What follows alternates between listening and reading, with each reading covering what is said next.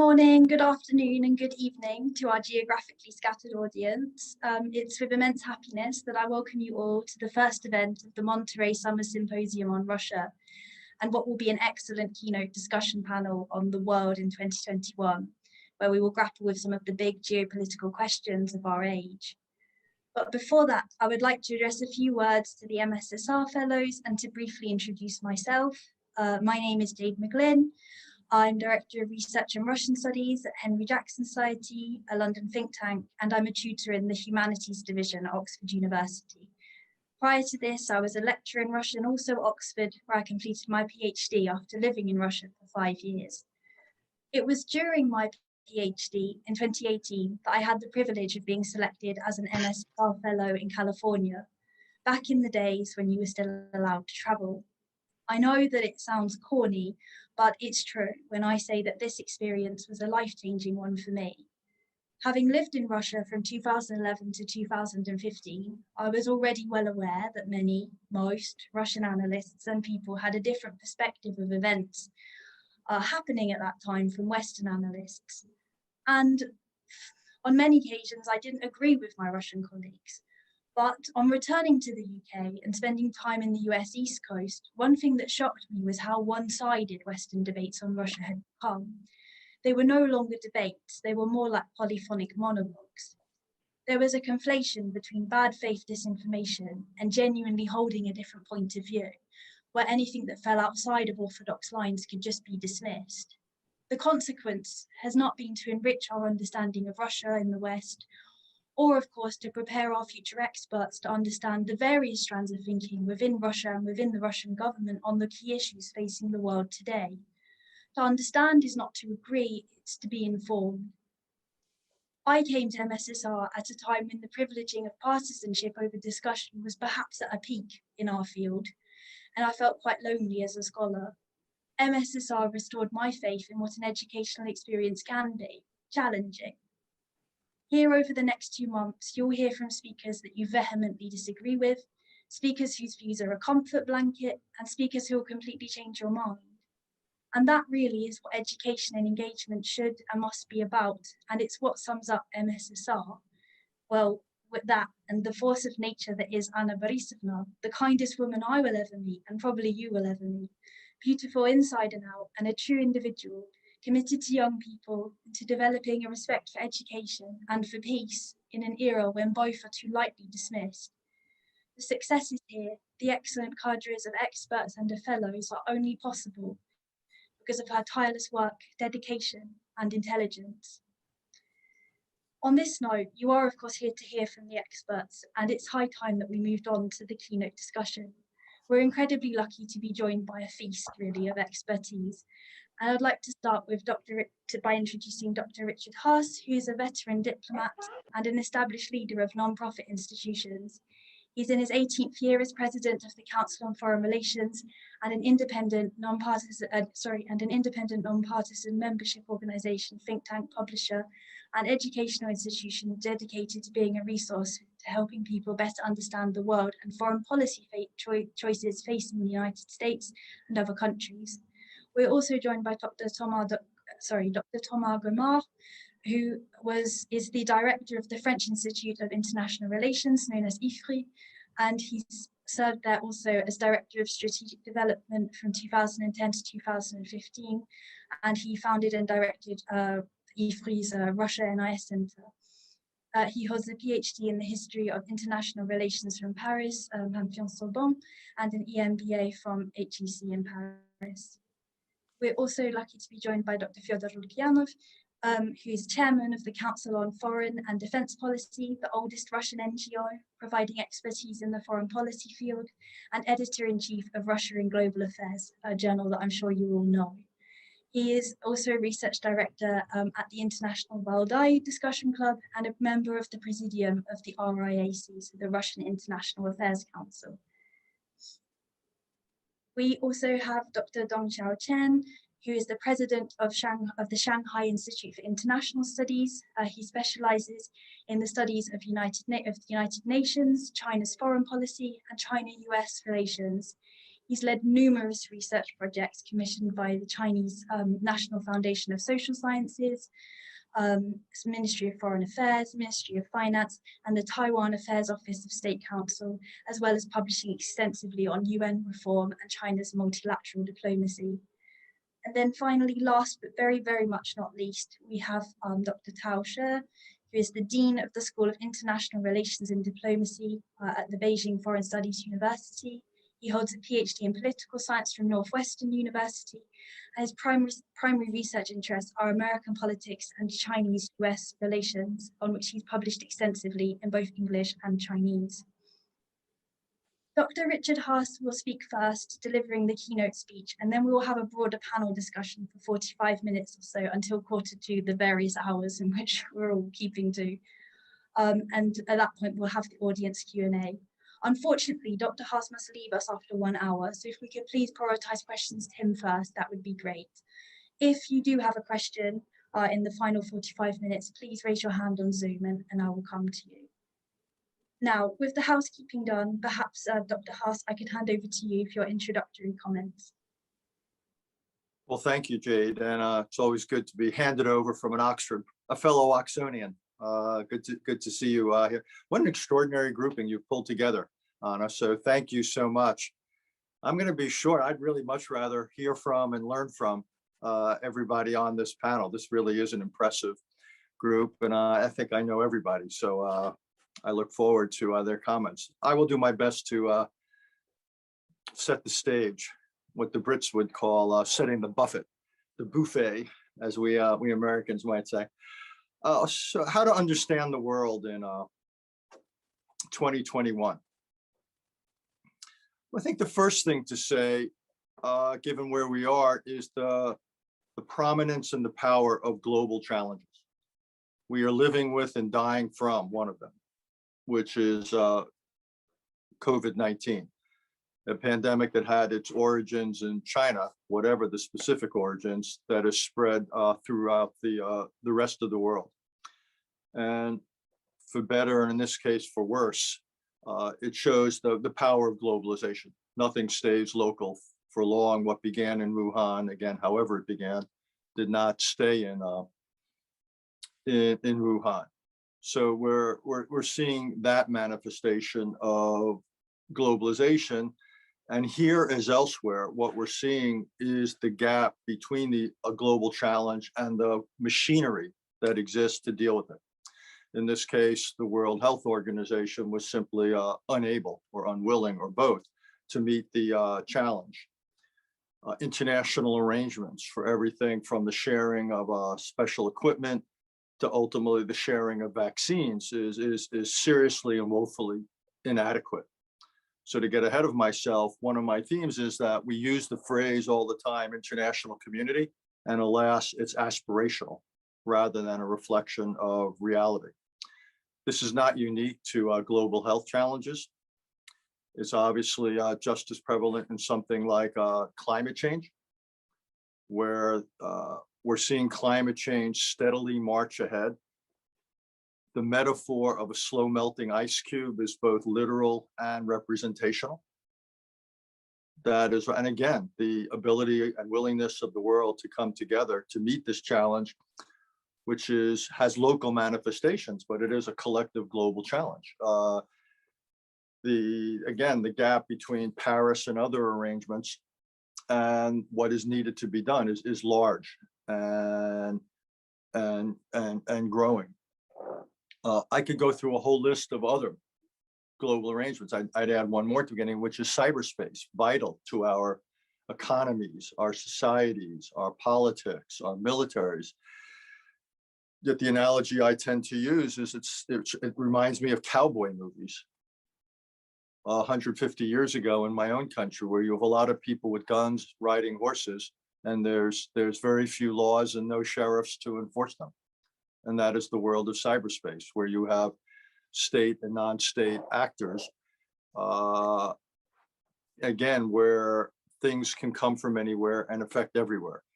And I could go through a long list of other examples of globalization. We're about to mark the 20th anniversary of 9/11 in my country, which was a manifestation of global terrorism. We struggle with proliferation of various issues. There's trade, there's monetary and other issues. Again, what is so striking to me, and I would just make it my first point, is the reality that we are living in an era in which global challenges are perhaps the defining set of challenges of this era of history. And it's hard not to be struck or conclude that the machinery, the institutions, the rules, the laws, the norms, the enforcement mechanisms are inadequate in every single domain of international relations. So one way to think about the future is, can we narrow the gap between the challenges and the arrangements? And I think that is, for me, one of the principal issues in our field. And I would simply say the field is disappointed. The politics are disappointed and the field is disappointed. If one looks at some of the creative work done in the aftermath of World War II, I don't see anything as creative or as effective following the end of the Cold War 3 decades ago. I do not think there has been a particularly successful response to the contemporary challenges of globalization. We can talk about why, if you'd like. Secondly, and it's related to this, is we're living in an era that even though we still have great powers, and I'll come to that in a minute, we are living in an era in which power is more broadly distributed than in any other moment in history. The word I like to use for it is non-polarity. You could use extreme multipolarity. But the point is simply that various forms of power, military, economic, and other, are in more hands. And the hands are not simply nation states. It could be major corporations, say in the technology space. It could be NGOs in the public health space. It could be regional organizations, international organizations, nation states in the Middle East. It could be non-state actors like Hezbollah, Hamas, and other such entities. But we're living at a period of history where power is more broadly distributed than ever before. And as you might expect, it reinforces where I began, the difficulty in fashioning effective regional and global responses. It's just harder to bring together groupings which are so large and disparate. And that is simply a fact of life in today's world. Centrifugal forces are quite powerful as a result. Now, as if this were all enough, we're not, as all this were not enough, this combination of globalization and the distribution of power, we also do have a revival of great power rivalry. Hopes when the Cold War ended that some of the principal dynamics of history would come to an end at the same time have not been proven true. We see it on every level. We see it in terms of Russia. We see it in terms of China, both with the United States as well as with others. We also see it, by the way, and it's really a little bit beyond the subject of this, but I just mentioned it, in terms of how societies and countries ought to organize themselves to deal with economic and social issues. But in my own country, in the United States, for example, we're having enormous debates about the role of the government in the economy. And we're also having enormous debates about the proper role of the government in the society. And you're seeing similar debates in China and other countries, different debates, but still fundamental debates about how to design modern economies and modern societies to deal with all the pressures.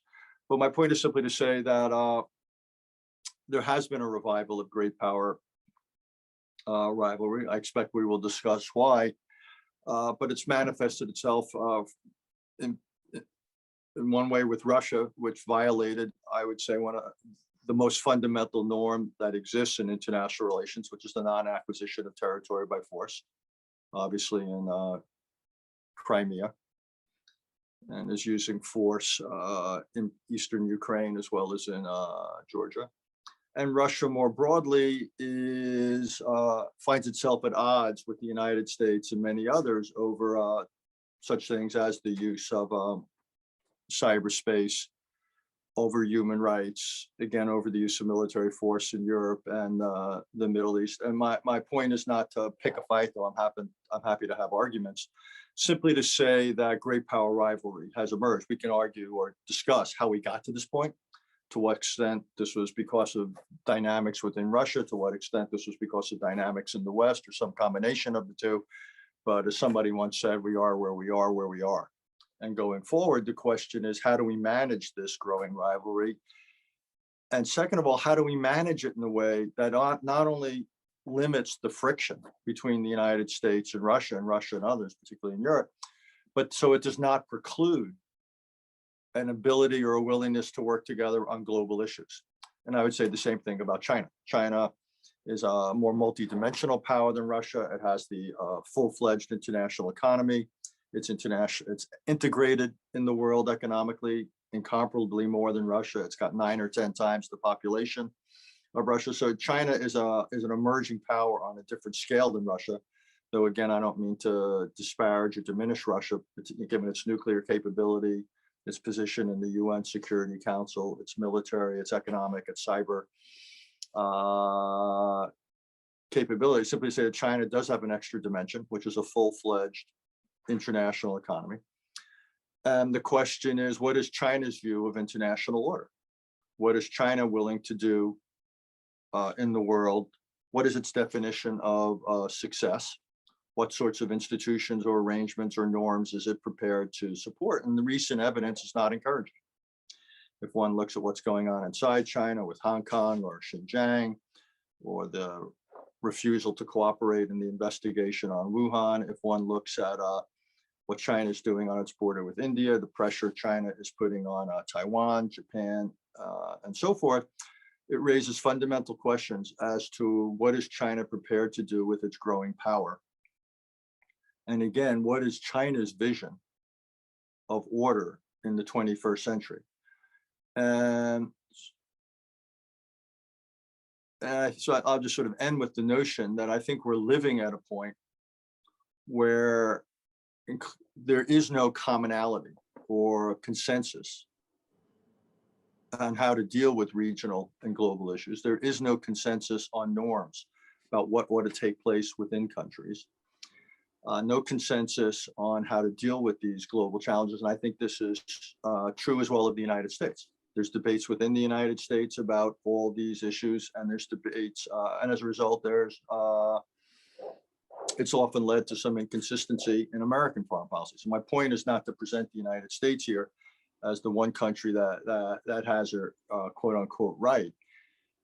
It's simply that we're living in an era of, again, a gap between what the major powers are doing and what global challenges call for. And we could have a very dangerous overlay of what you might call traditional frictions, the stuff of 20th century foreign policy, overlaid on the stuff of 21st century foreign policy, which is disagreements over what order, how do we ought to structure the international system.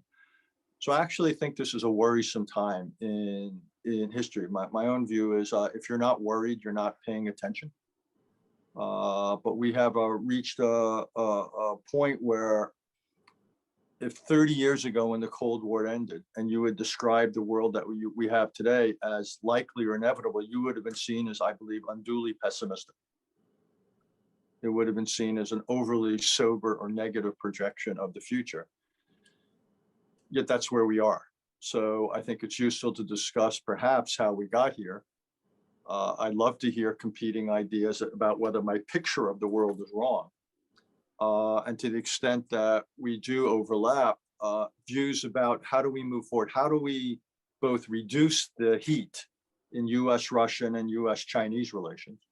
And second of all, how do we narrow the gap between global challenges and global responses? Because I really do think ultimately the character of the 21st century is going to be largely determined by our responses to those two questions. So Jade, why don't I stop there? Thank you so much, Dr. Haass, for such a wonderful introduction, especially to such an expansive topic. And you've picked up on several issues, for example, climate change early on, that I know the MSSR fellows are going to be spending a couple of days looking at during the program, but also this lack of political, international political imagination to find solutions, and also some of the forces that are driving some of the divisions. And on this, I really want to turn to Dr. Gomart, because it makes me think about your book, Guerre Invisible. And my question for you is, what are the invisible wars that will shape geopolitics in this century? Thank you, Jade. Before answering, I would like to thank obviously the Monterey Symposium for invitations. That's very good to see many good friends around this virtual roundtable. And also my thanks to Anna Vassilieva for her invitation. And it's a way for me to refer to the memory of Thérèse Delpech, a good friend of all of us. Jade, to respond to your question very briefly, I have 4 points. The first one is maybe to try to describe roughly the global situation in which we are, which depends, on my view, on the convergence between two trends. The first one is the environmental degradation, and the second one is the technological propagation. And you have basically this idea, which is understood differently if you are seated in the US, in China, in Russia, or in Europe. You have basically this idea that the second trend should be the answer to the first trade. And personally, I'm not sure of that, because I do think that our capability to transform the world are much more higher than our capability to anticipate this transformation. So this convergence, these two trends are, in my view, the landscape in which all of us should try to think about. Second, there is a very particular positioning of China in the US in this landscape, given the fact that both countries represent more than 40% of total global CO2 emission. That means that, in my view, these two countries try to reinvent capitalism with a sort of, I would say, environmental productivism. This idea that to go green is in fact the new way to reinvent capitalism. But doing so, they are subordinating their climate policy and their digital policy to their strategic rivalry. And that's a big difference, in my view, with, for instance, Europeans that certainly thought differently in Russia. Third point, I do think that we are facing a sort of overlap between two things. I would say the geopolitics of oil. When I say geopolitics of oil, that's geopolitics of fossil resources, oil, gas, coal, and so on, which is very well known by all of us. And this geopolitics was, to some extent, set up after the First World War. And we have an overlap of that, which is still very critical, very important, with a sort of geopolitics of data, which is much more difficult to be understood. I think that's all we have to think about in terms of grid power competition should be tried to be analyzed in this overlapping. And fourth point, you kindly refer to my last book, Guerre Invisible, and I wrote this book, last year to try to respond 20 years after the publication of Unrestricted Warfare, which was published in China by two very important officers. And this book 20 years ago listed 24 types of warfare, coming from nuclear war to environmental war or to sanitary war.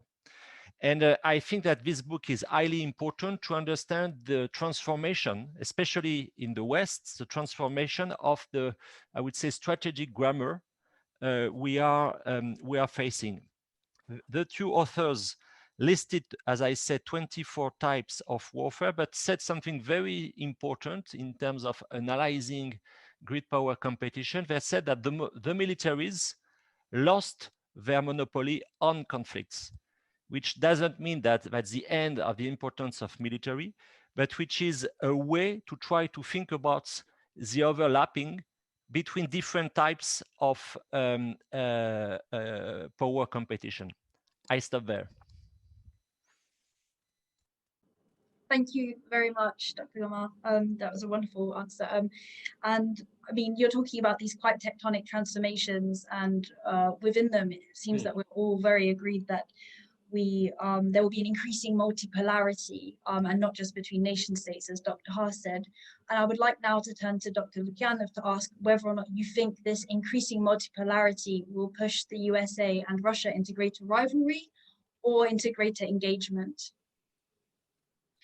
Yeah, thank you very much, Jade. Thank to all of those who came, and of course to organizers, because it's an unbelievable pleasure to see all of you and to discuss all these interesting things. The brilliant presentation of Dr. Haass, and it normally pushes us to try to not just respond, but also to try to understand for ourselves how it works in reality, because I'm afraid each of us, we know how to explain things to other people, but when being asked whether we understand ourselves, that's another issue, another question. Okay, as for multipolarity, I think that the answer is both. Of course, this new and very rapidly emerging international environment is pushing us towards all possible directions at the same time. This is the very new phenomenon, and we need to learn how to live with that. Certainly, there are issues which are increasing competition, and the Russian-American case is maybe not very much typical, because we have, fortunately or unfortunately, a long story behind us. And this story partially is very tragic, and it brings us all the time, over and over again to this trajectory of confrontation. At the same time, as we saw recently during Putin-Biden summit in Geneva, at least we have something to start with.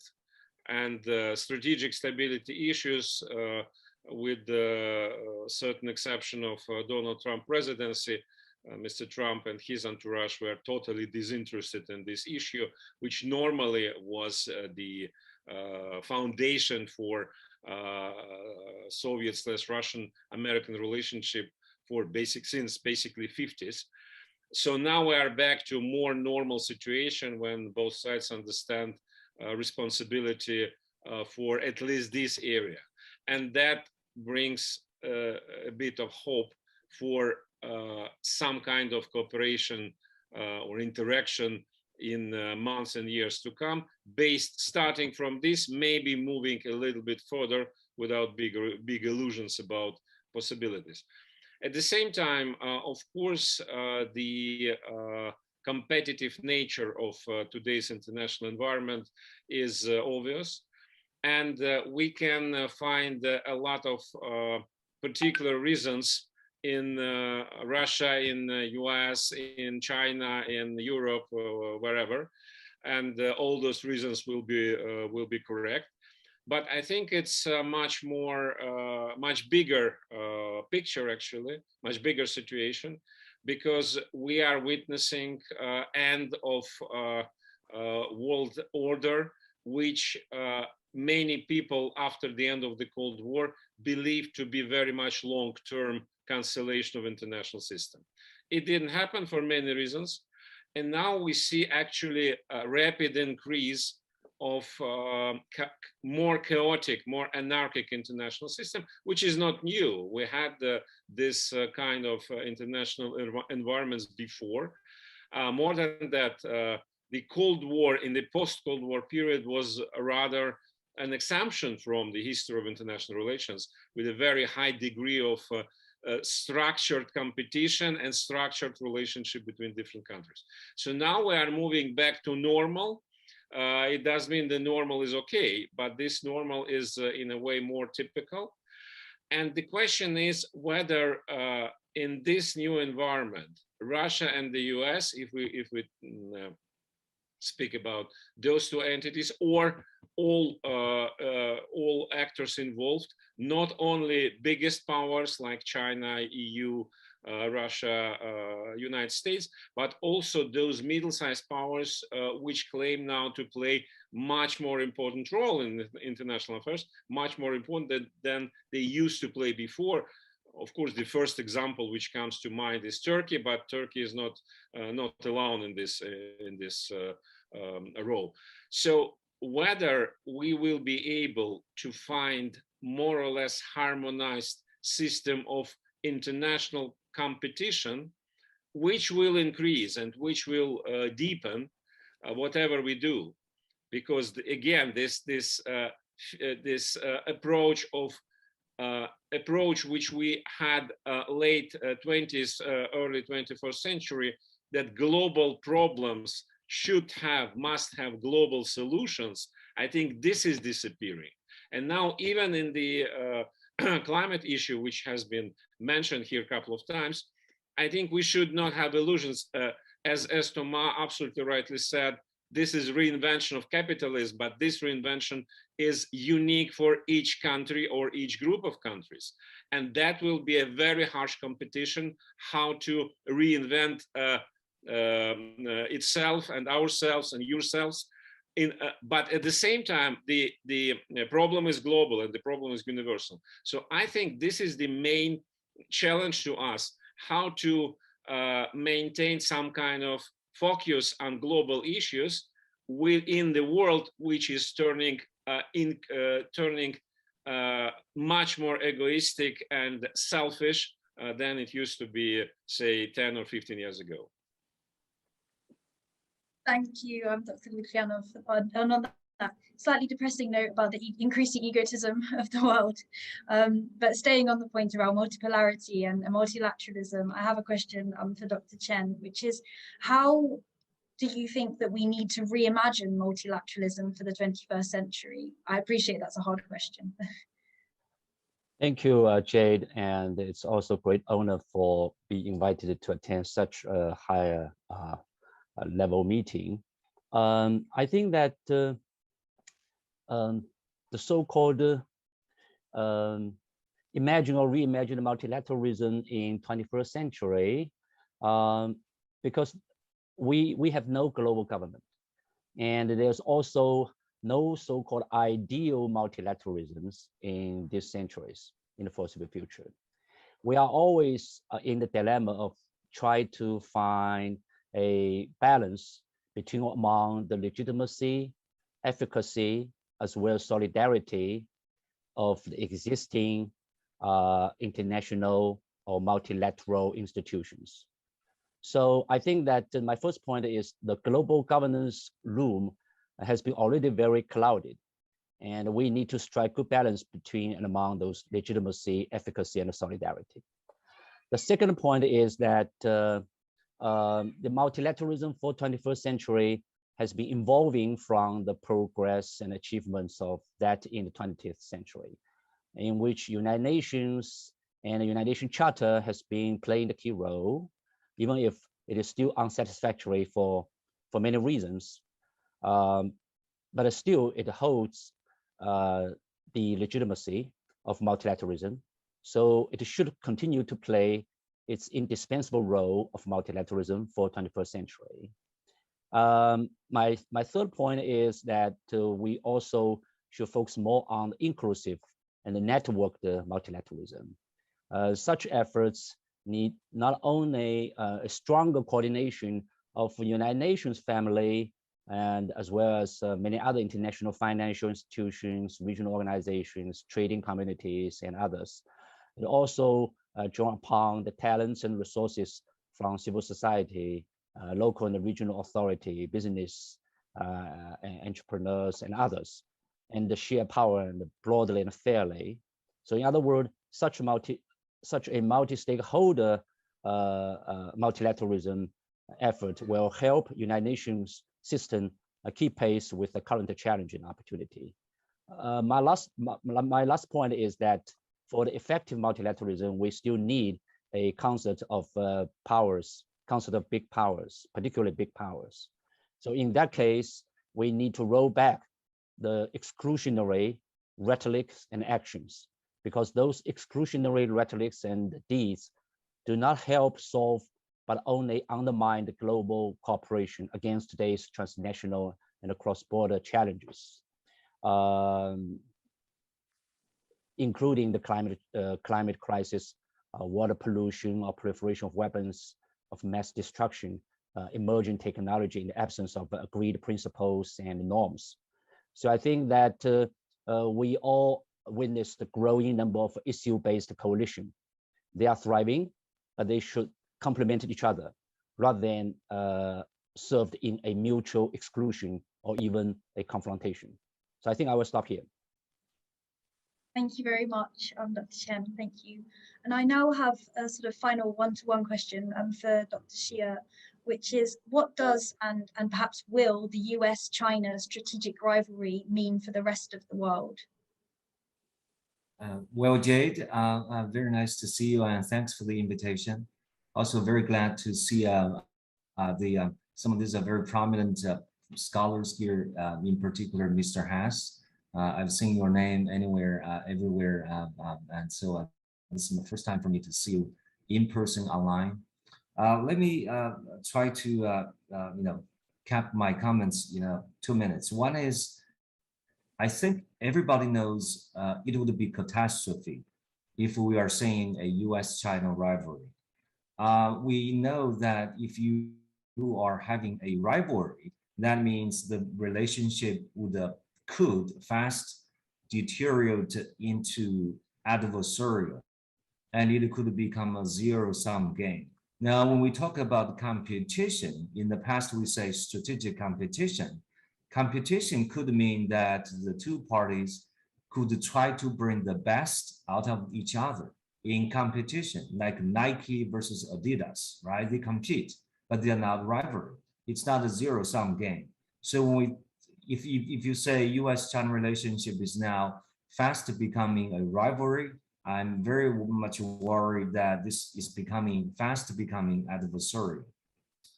Now, for the past couple of weeks, I've been thinking about the history of US-China relationship. I'm kind of brainstorming an article on this. And so you look at the instances where US and China cooperated. World War II, Cold War, there was an extensive strategic cooperation. And then after Cold War, you also had extensive economic cooperation between the two countries. But a defining feature of US cooperation in the past is that United States was absolutely dominant vis-a-vis China. So I think the question now for us Chinese, as well as for Americans and for the international community at large, is this big question. Is the United States willing to continue to cooperate or to accommodate China, especially when China is seemingly increasingly powerful? So in other words, in the past, the United States was willing to cooperate with China because China was relatively weak. And today, China is becoming much more powerful, especially compared with the United States. And so is the United States willing to cooperate with China? And if the United States is not willing to cooperate, I'm afraid that we are probably facing another catastrophe. So just today, I came across a book review by Francis Fukuyama for a book on, the title of the book is called 2034. Sorry, I forgot the full title, but he was basically saying a war between the United States and China in 2034 is not completely unlikely, okay? So let me end my answer here. Again, you ask me, what would this be for the rest of the world if there's a US-China rivalry? That would be catastrophe. That's the last thing we want to see. At least I think, that's nothing, the last thing that the United States or countries in Southeast Asia or in other parts of the world want to see. Okay, thank you. Thank you very much, Dr. Xie. You raised a lot of thought-provoking points there. But before we move to the questions from the fellows, I'd actually like to pick up on one of your final points there and pose a question to the entire panel. So whoever so wishes, please answer. But that's about whether or not contemporary politicians and the publics in many countries have forgotten about the realities of war, and what risks does perhaps this forgetting what war is really like pose in terms of policy making? I don't know who would like to answer first. I can say something. First of all, this is a rich conversation, something that Vartan Gregorian would have loved. So thank you all for doing it. Just makes it even sorrier and sadder that Vartan can't be with us any longer. He will be missed. The good news, by the way, Dr. Xie, is that the book 2034 is fiction. It's not nonfiction. So, and one could say the goal of policymakers and policy intellectuals is to make sure it remains fiction. And the good news is nothing is inevitable in history. Nothing is, shall we say, baked into the cake here. And this is all in the realm of statecraft on the part of the various sides. I would think that the United States, you said something I just want to respond to, if it's okay, if Dr. McGlynn will allow me, which is the problem, I would say, or the challenge is not China's growing power. That's a reality. And that's a result, to a large extent, of internal dynamics in China. And what China has accomplished is impressive by any by any historical measure. The question is, to what purpose or use is China going to put its growing power? And that's where there's growing concern in the United States. And I would say, Republicans and Democrats don't agree on a lot of my country. They actually do agree in their growing shared concern about how China is using its growing power already and how it might use it in the future. So I think that is an issue. I think it was Dr. Chen, your colleague, who mentioned the idea of a concert, which is an idea that Charlie Kupchan and I put forward in a recent article in Foreign Affairs. I think that could be a useful added dimension of machinery for international relations. Happy to see it introduced. It doesn't take the place of other things, but it could certainly complement it. The other thing I was thinking, I was making notes as I was listening to you talk, is we live in a world of global challenges. And I think you all made some really interesting points about the range of potential responses to global challenges. That in many ways, global responses to global challenges may be the least important of the menu of possible ways of responding to global challenges. Regionalism is obviously in the area of trade. Increasingly, one would say regionalism is more important. In some cases, in security realm, regional alliances are more important. Coalitions of the able and willing, and some other things. Yet in others, it might even be national responses. So one way to think about it is not simply that we need to manufacture global arrangements, which may be impossible. Increasingly in a world of 192 or 3 countries with all these other entities that have power, the idea that you could get everybody in the same room or on the same Zoom call to agree to anything is impossible. So multilateralism, which is something that Dr. McGlynn here is wanting us to talk to, quite rightly, one should not confuse multilateralism with something that looks like the UN General Assembly, which to me, it's one version and probably the least interesting, least effective version of multilateralism that exists. So rather, I think we need to look regionally and again, selectively. And we also need to look at national performance. If you look at how the world has dealt with COVID, national performance counts probably for more than collective responses. In climate, I would say the trajectories of America's economy, China's economy, Europe's economy, and India's economy, and Japan's economy will matter much, much more than anything that's done at Paris. And again, it's not to say that global things are not important. It's just how the responses may not be from the top down. Thank you. Thank you very much, Dr. Haass. Is there any other, Fyodor, please. Sorry, Dr. Lukyanov, please. Yeah, thank you very much. So first of all, I would love to endorse what Dr. Haass just said very much, that multilateralism doesn't mean that all should be included. And that was the idea of post-Cold War period, which didn't work. So multilateralism means that those who are interested in addressing particular issue and those who are able to do something there, they should create maybe ad hoc compositions, maybe more permanent, but on the basis of addressing a particular, very specific problem. And that have chances to work much better than attempts to engage with everybody. At the end of the day, yes, it's not necessarily a General Assembly, which is the worst case example, but maybe like international conventions when where everybody agrees, but no one does anything.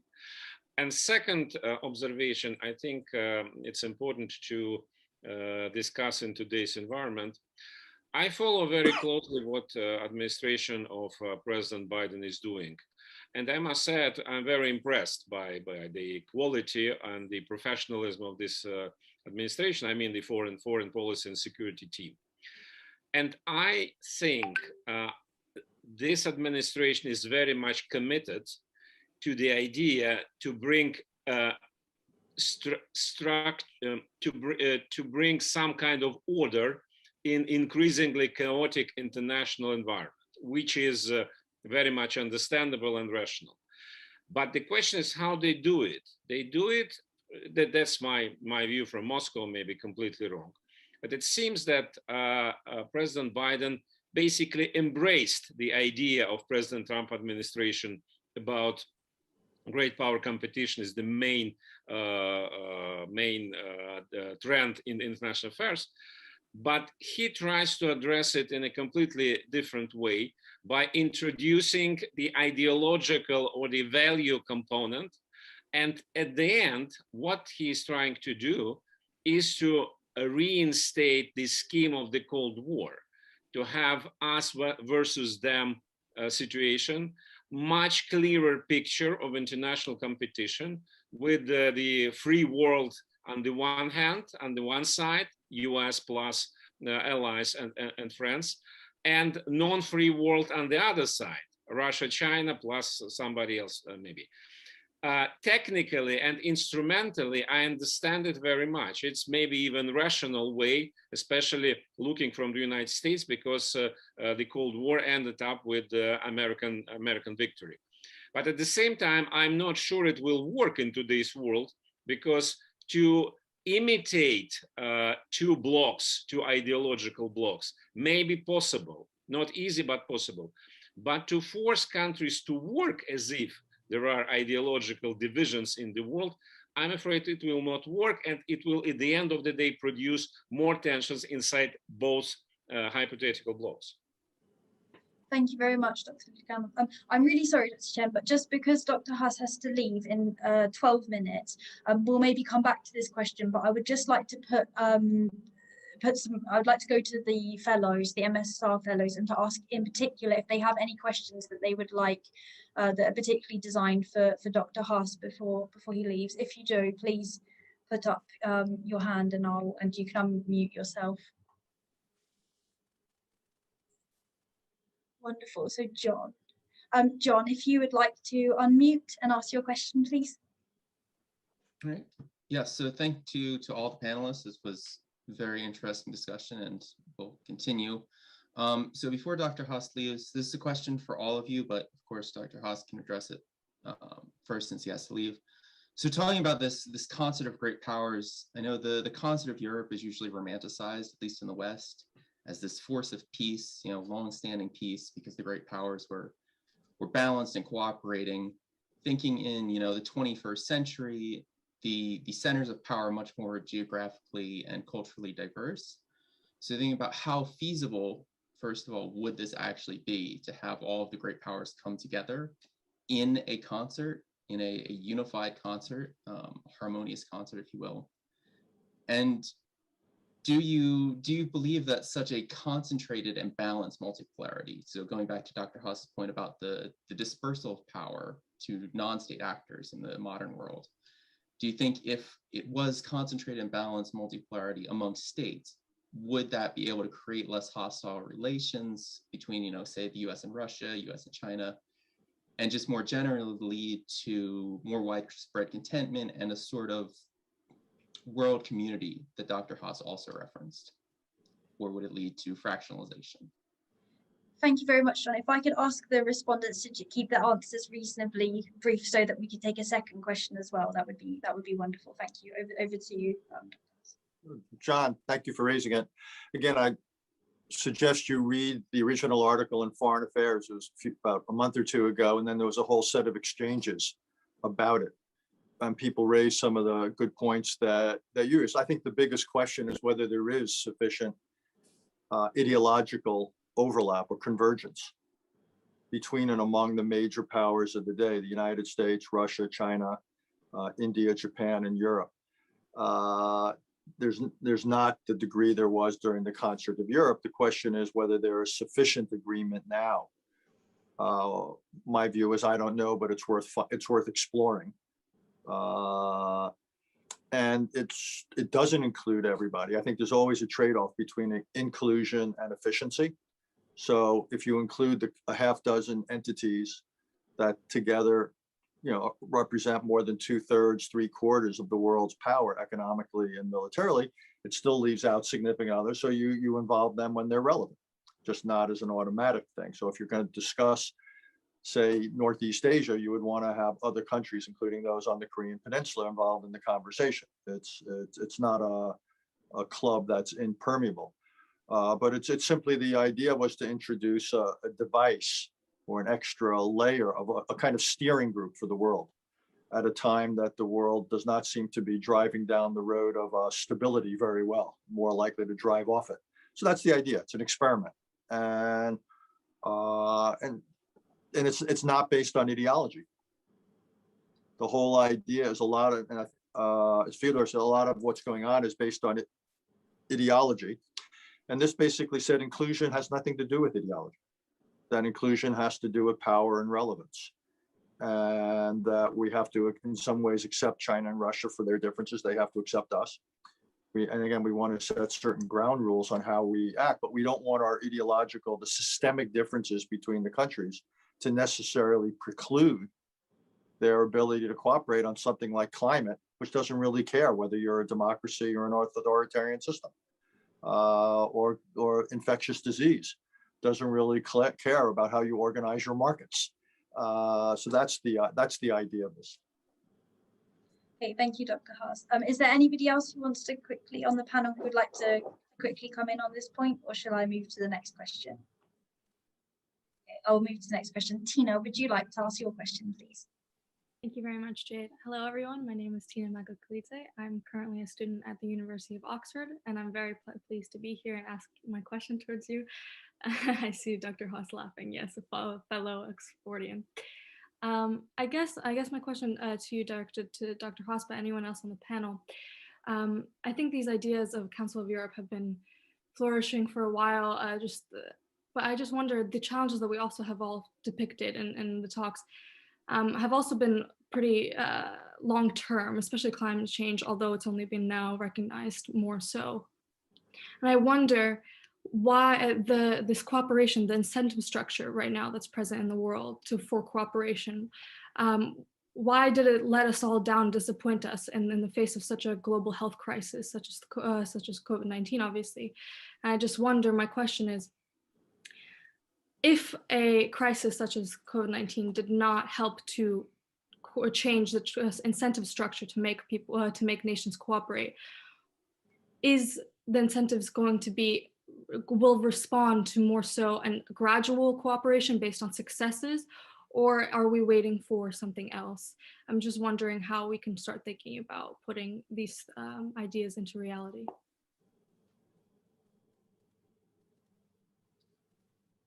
I don't know if anybody else wants to take a shot at it. Look, I'll just quickly say crises don't always generate effective responses. And the fact that crises come about in some ways reflects the fact that what existed beforehand was not adequate. We ought to have had better preparations for pandemics. It had been widely predicted. We didn't. And I think the problem is that a lot of governments are rather more short-sighted. They're more sensitive to domestic pressures. In my own country, there's not a lot of awareness of why the world matters and why foreign policy ought to be a priority. I mean, just to take one example, there's a powerful argument on why we ought to be vaccinating the world, not simply for humanitarian reasons, but for our own self-interest. So variants do not break out, mutations of the virus, which then come back here, which is exactly what's happening. So you could argue that out of self-interest, in addition to humanitarian, in addition to economic interests, we ought to be doing more, but the answer is the world is not being vaccinated. And we're now talking about vaccination of the world will not be completed for at least another 18 months, if not longer.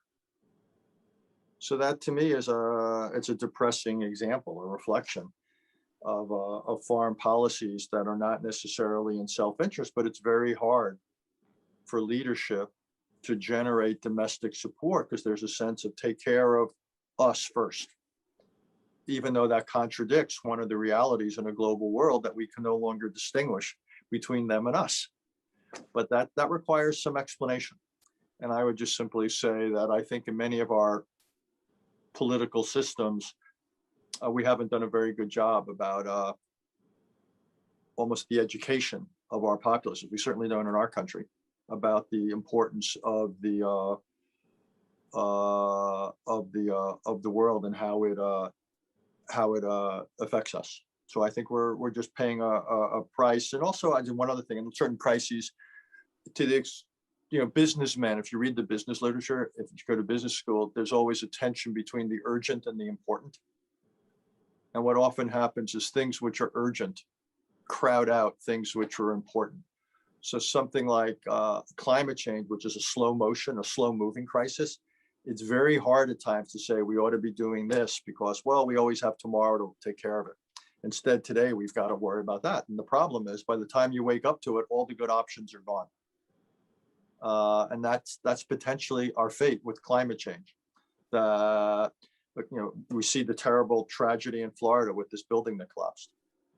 Well, the reason in part is because of raising water levels and also salt water getting into the air.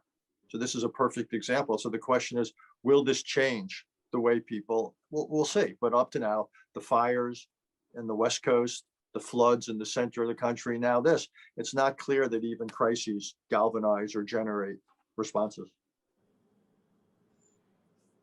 Thank you very much, Dr. Haass, for your answer, and thank you, Tina, for your question.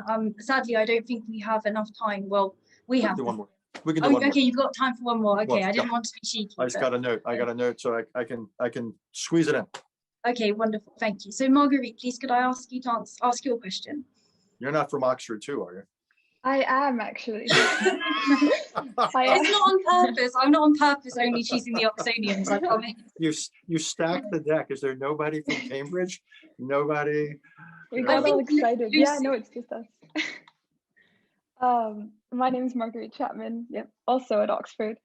So rather than categorizing centers of influence according to regional powers, scholar Burke White, I believe, makes an interesting attempt to capture the increasing pluralism of the international system by identifying issue-specific hubs of influence.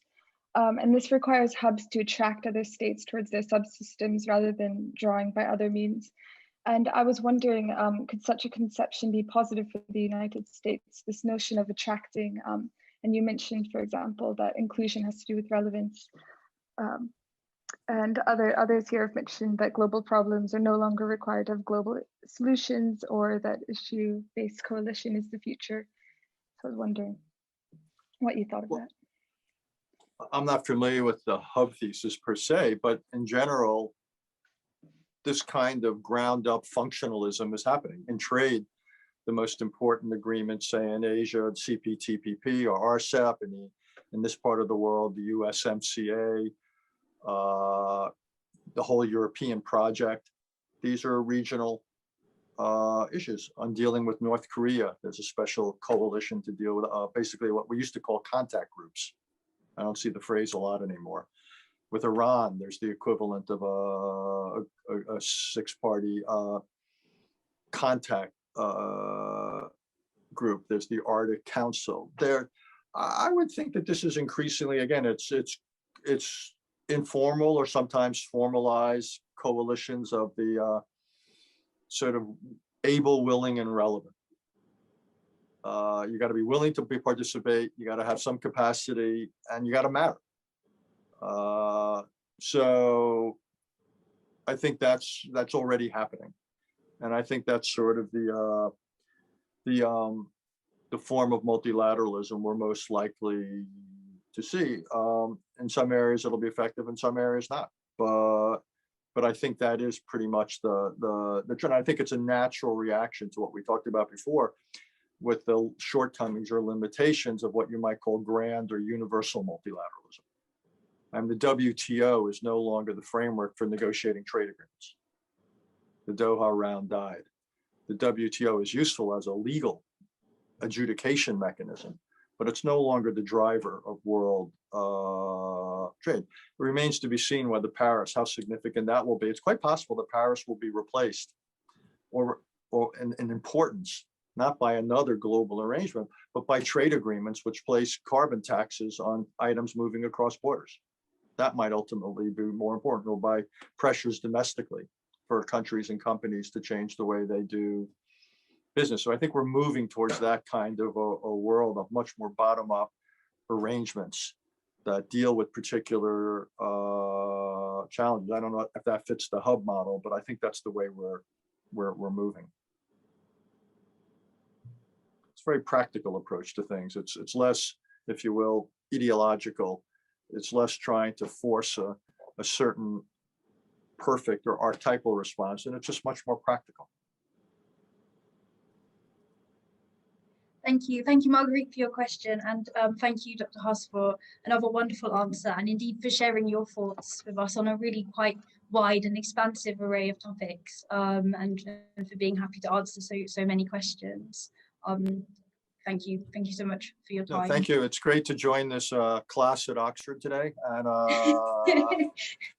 and I wish you all well. But really, seriously, there's so much talent on the screen, and so thank you. It's a great treat for me.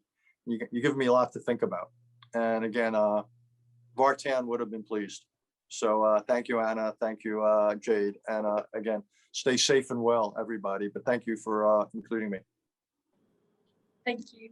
Bye-bye. So now I'll move to the next question, which will go to the whole of the panel. I think the next question was from Sean, in terms of the order of the hands being put up. So Sean, I'm really hoping that you're not from Oxford. I feel like I should have learned the bios. Please ask your question. No, I'm not. Yeah, I just wanted to say thanks to all of the panel very much for a fascinating discussion. I'm a master's student at Harvard in the Russia Studies program. And my question is basically, I know no one really likes to make predictions, but sort of by the end of the century, do you think that liberal democracy as an idea will have lasting relevance both inside and outside the West? Thanks. Would any panelist like to go forward, or should I ask a specific panelist? Can I say a few words? Oh, please do. Yeah. Interesting question, though. This is a question many Chinese government officials and Chinese scholars have been grappling with. My own take on this is that you look around the world, we look at the natural world, we value biodiversity. You look at the United States, you value cultural and political diversity at home. So why would you expect that the world would be politically non-diverse? That is, the political world become very much like uniformity instead of diversity. This kind of argument may strike you as kind of strange, but I think, from a Chinese point of view, if we can have diversity at home in terms of political views, LGBT and others, multiculturalism, why would you expect something that is opposite in the international world? Why would you have liberal democracy everywhere? So I'm not answering question, but I'm kind of posing another question for you. But the question, I think, in fact, has the answer for you. That is, I don't believe I think it's neither desirable nor possible to have a world that is ruled by democracy and every country becomes a democracy.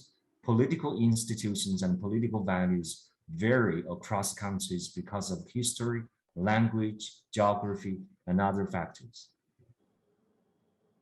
Thank you very much. More questions. I think it's that sort of topic, isn't it? Where more questions there are leads to more questions. Dr. Gomart, you have your hand up. Would you like to respond to this question or perhaps the other questions raised by Dr. Xie? Thank you, Jade. One comment in line with an observation in line with what was said by Richard before his departure. That's very interesting for me, this idea of having a sort of concert between China, the US, Russia, India, Japan, and Europe. We had previous discussion with Richard on that. What is fascinating for me is the fact that 4 of these so-called powers are aging powers.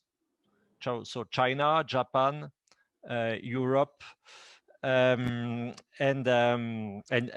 Russia, of course. And 2 are still dynamic in demographic terms, the US and India. But no a single word on Africa, which is certainly one of the most important area in the world. So I think that if we try to anticipate, great power competition, we should never forget this demographic dimension, and especially the fact that China is an aging power by comparison with India. And I think that certainly we should be de-Westernized to some extent and much more have much more attention on the relation between India and China. For me, that's certainly one of the biggest strategic issue for the future of this century. Now, the question of about democracy as a model outside the so-called West. First of all, I would say one thing. Certainly there is something which was learned during the last 2 decades. It is that you have very reluctant countries which want to defend their so-called specificity, for instance, for Russia. And certainly it was something completely underestimated, by the West after the end of the Cold War. There is one single country in which there is a continuity in terms of ideology, in terms of organization between the Cold War and the current situation. It is China. That's an observation. And second, I think now we have to explain also to our Chinese, Russian colleagues that we do intend to defend our model as they defended their model previously. So my answer is to say that certainly democracy will be much more on the defensive, but will be defended. Second, third point, I think also, what do we understand, democracy or liberal democracy? For me, of course, you have election, you have pluralism, you have these sort of things, but what is the more important in my view, and it is a question of efficiency, it is separation of powers, between what is executive power, judicial power, legislative power. And this separation is at the core of our difference, given the fact that on the other side, you have a fusion of power, which is certainly good to be authoritarian, but less good to adapt to situations. Thank you. Thank you, Dr. Gomart. Dr. Lukyanov, if you would like to go first, sorry, and then after that, Dr. Chen, I will come to you if that's okay. Yeah, just one sentence to what Thomas just said. I think democracy, liberal democracy, has the more chances to survive and to remain one of leading forms of statecraft and organization of society, the less it will be used as geopolitical instrument and political instrument in this competition of great powers. Because it's very destructive for liberal democracy to become an instrument of expansion of whoever will do it. So I think that, of course, and I agree very much with the Chinese colleague, that the world will be very much heterogeneous, and we can expect all possible forms to flourish, but all of them, not just some of them, which will be seen as universally necessary and acceptable. Thank you very much, Dr. Lukyanov. And then, sorry, Dr. Chen, if you would like to speak. Thank you. With regard to the question about the liberal democracy, I think I would echo the points my Chinese colleague, Professor Xie, has already raised. But I want to add that if we refer those liberal democracy as a kind of a value, I think that those values such as democracy or freedom would still be highly appreciated among many people, including those people in China. What those mainstream of Chinese academy would reject or oppose is kind of so-called a one-size-fits-all model of a political institution, which believe that only such kind of a specific model will apply to all countries, whether it has a unique a cultural tradition and a stage of economic development. So this is my point, that we appreciate the value and we believe that those values will continue to survive, but we do not believe that there's a one-size-fits-all mode of a system. As my colleagues, the Russian colleagues say, that the diversity is the beautiful one thing. My second point is, we do observe that those liberal democracy systems in quite a number of advanced economies, including the United States and some European countries, have some problems, have their problems. But I believe those kind of problems should be addressed or should through the reform, undergoing reform of your own. What to my concern is some politicians, some political figures, they try to use those exclusionary rhetoric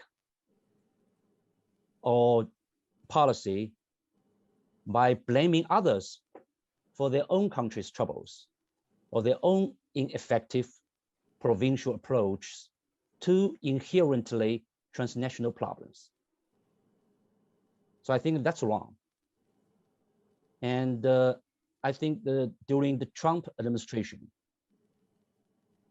they tried to, blame others, including China, for Americans' own problems. That's the problem. My last point is, because we have talked about the so-called big power, great power competition. The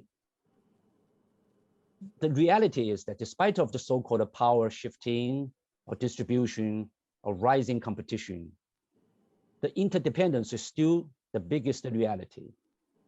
And we need to frame the big power relationship in the narrative of competitive interdependence or competitive co-evolution or competitive cooperation. So I think that instead of focusing on a strategic competition or even flaming up the ideological confrontation between big powers, the narrative of so-called great power politics need to build around the key question, that is, what are the common challenges facing us, and how can big powers work together to work out a global solutions to those global challenges, those threats. Thank you. Thank you very much. It's a very interesting answer, as are all the answers. I think next, just so that we have enough time, I'm going to take 3 questions together, but I also wanted to check, Connor, whether or not, because you kindly sent in your question beforehand, I wondered whether you would be so kind as to read out your second question, and perhaps we can take that as well. Would that be okay, Connor? Yes, it would. Thank you. Okay, wonderful. Do you want to? Why didn't you say it now, and then I'll go to Alex and Lucy, and then hopefully at the time at the end we'll have time for Sophie's question as well. All right, perfect. Thank you so much. I just want to quickly thank the panelists. It's been a really interesting discussion. My name is Connor Cunningham. I'm a recent graduate from the University of Washington in Seattle, where it is currently close to 100 degrees.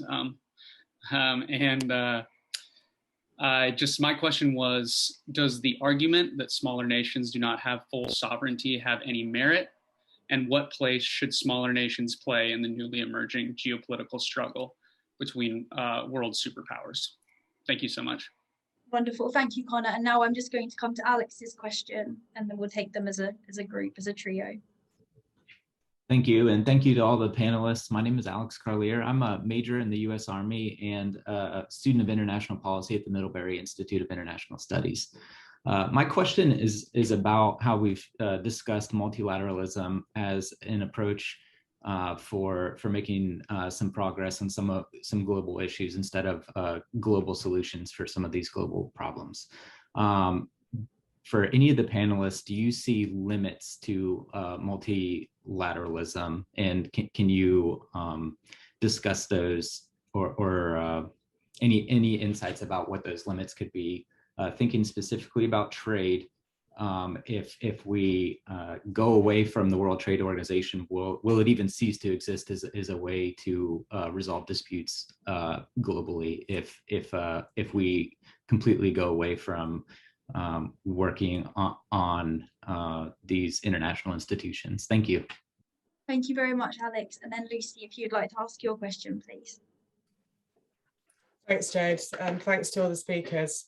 I'll introduce myself very quickly. I'm a PhD candidate in Russian Studies at the University of Manchester. My question is kind of related to Alex's. A few of the speakers have alluded to or explicitly mentioned the kind of inadequacy of these supranational organizations and institutions like the WHO in dealing with crises. And I wonder if, given that a lot of the UN as well and the EU, coupled with the kind of waning trust in them, I'm wondering if we were to produce or create new institutions that could negotiate and attempt to deal with these global crises that also try to take into account the kind of the new nature of international order and multipolarity, whether that might be a better way to try and deal with some of these crises on the one hand, and also whether that could in turn foster greater engagement between some of the big powers like China and Russia and the US. Thank you. Thank you, Lucy. It's a really interesting question. Sophie, is your question on a related topic or is it on a different topic? Not very much related. Okay, we'll come to it at the end then, because I think these 3 go in quite neatly together. Okay, so just to sort of remind everybody, Connor's question is about the role that small nations can play in multilateral order, and then Alex asks about the limits to multilateralism, and then Lucy asks, would it be best to almost start from scratch to create new institutions for the new world order? Would any of the panelists like to put themselves first to start on these questions?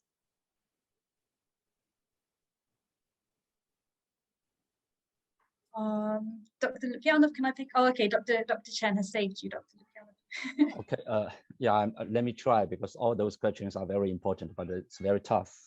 As I said at very early beginning, that we are not living in an ideal world with a global government.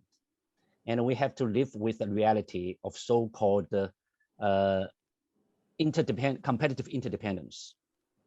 And we need a global solution or global governance. Ideally speaking, I think that it requires a kind of a mixture of all those international institutions, regional organizations, civil societies organizations, or multi-stakeholders, one entrepreneur communities work together in a more coordinated way, but actually it does not. So I think that we have to strike the balance of efficacy, legitimacy, and solidarity. And I agree with some of my panelists' view that not everything needs all members working together, because it is unnecessary and it is also impossible. So I think that in that regard, a big country, a big power requires more responsibility. So when we talk about the concept of power, big powers, it means that all those big powers, despite of their differences ideologically or different interests, they need to ask themselves, what is the biggest common challenge facing us? And whether or likely that they can shelving those differences politically while working together on the common agenda, inclusive development, the emerging technologies disruptive effect, and as well as many other multilateral issues, transnational issues. The second one is, I think United Nations still play an important role because it is the most, still it is the most comprehensive and representative international organization. But the challenge is that how to make United Nations to work more coordinatedly with other multi-stakeholders. And in that regard, I think that on one side, we need to continue to stress the so-called equal the equality among all the members. But at the same time, I also believe that issue-oriented coalition with a more capability and responsible, as well as a highly interested one, they should play a more important role in shaping or play a kind of a driving force behind of those multilateral movement. And that all requires, I think, that the importance of consensus building among those key players. So the more powerful the countries or community or countries or entrepreneurs or those civil societies, the more contributions they should pay to those movements of multilateralism. And so I think that we have to live with those reality, because there's no so-called ideal multilateralism. But those issue-oriented coalition, they should work together as a complementary. We should particularly reject those ideology-based confrontation and those club or exclusively club of coalition, which focus too much on the ideology, while exclude those key players which can contribute, but because of the differences of ideology has made those cooperation impossible. So I will stop here. Thank you, and thank you for laying out your thoughts so clearly on really what was a set of quite complex questions. Would any other of the panelists care to add their answers, or shall I move on? Dr. Gomart, please. Quickly, the question from Kono on smaller countries. You have a prototype, in terms of multilateralism and respect of small countries. And sorry to defend my home, I would say, but that's the EU. Precisely, the idea of the EU is to give the same importance to each country.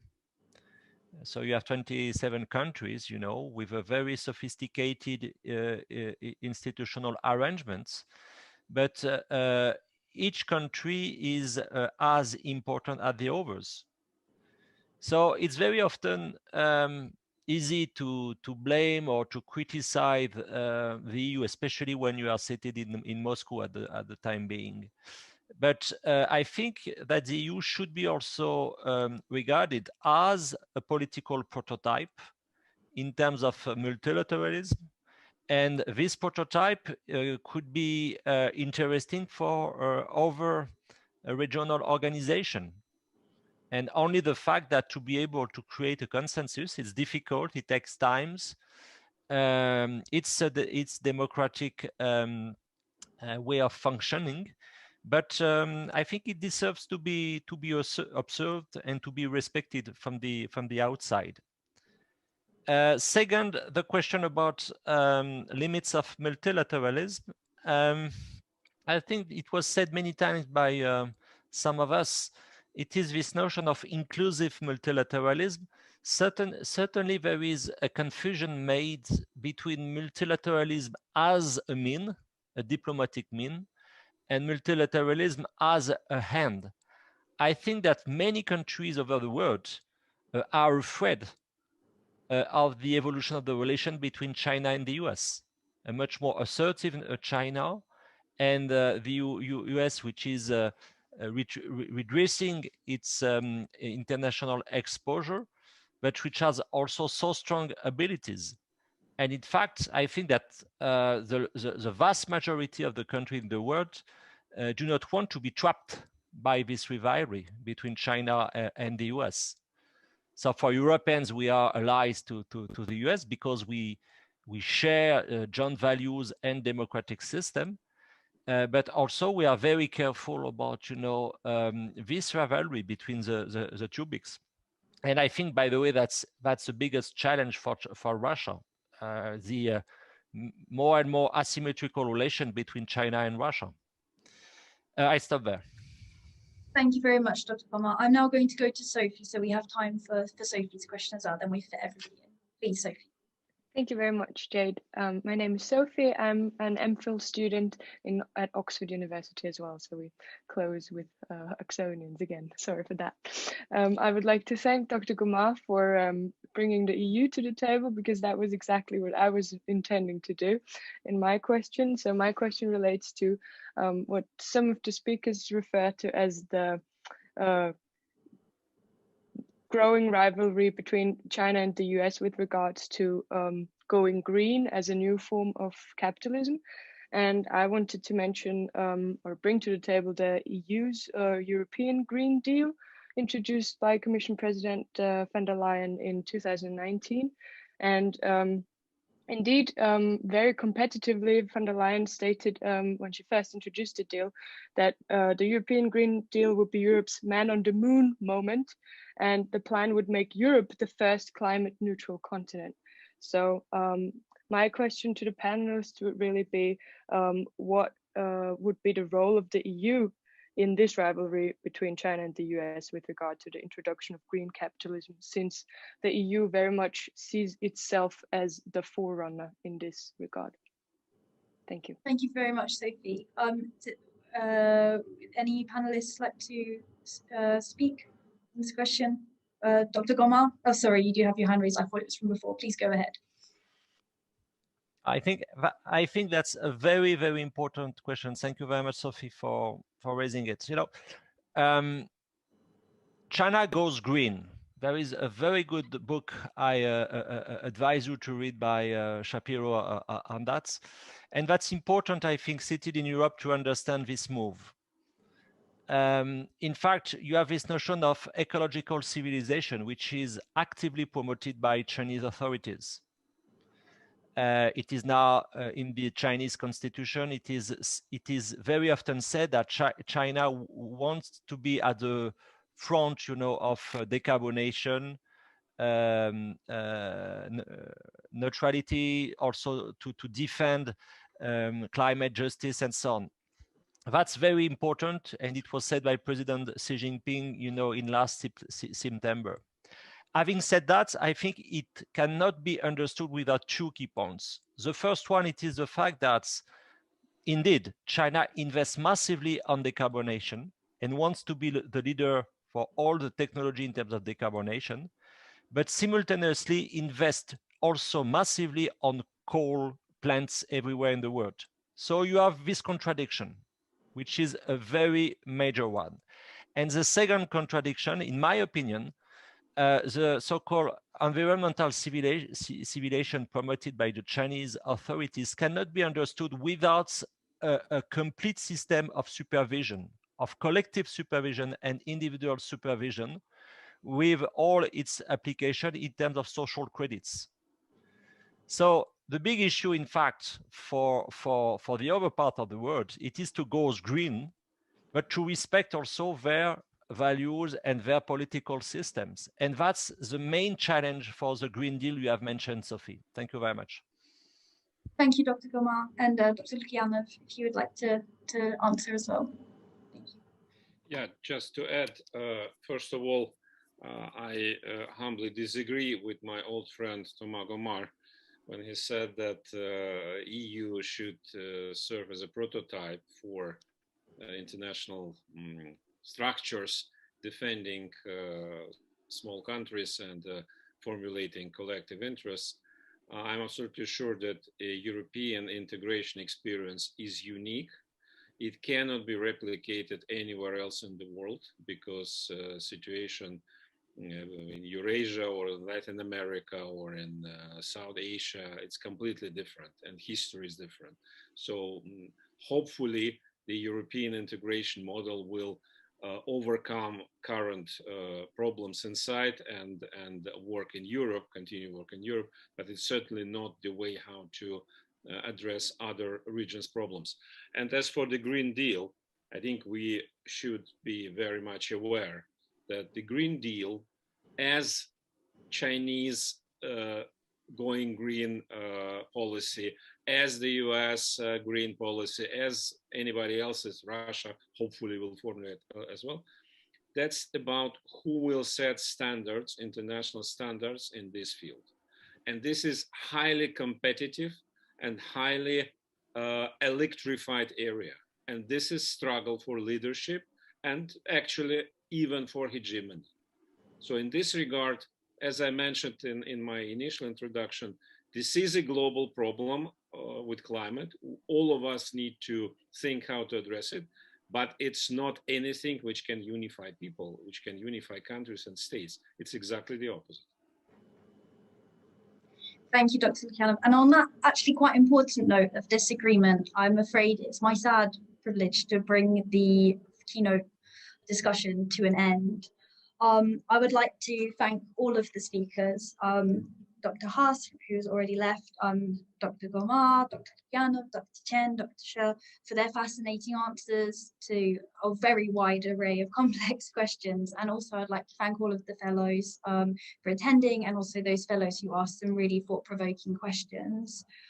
It's been such a rich discussion, and I think it was nice actually to have that note of disagreement at the end. It sort of brings us back to what we spoke about at the start, and that importance of coming around and having these productive disagreements and arguing it out in an academic and polite way, of course, as everybody thankfully has done here. So on that note, thank you to everybody from me, and goodbye. Nice to meet you.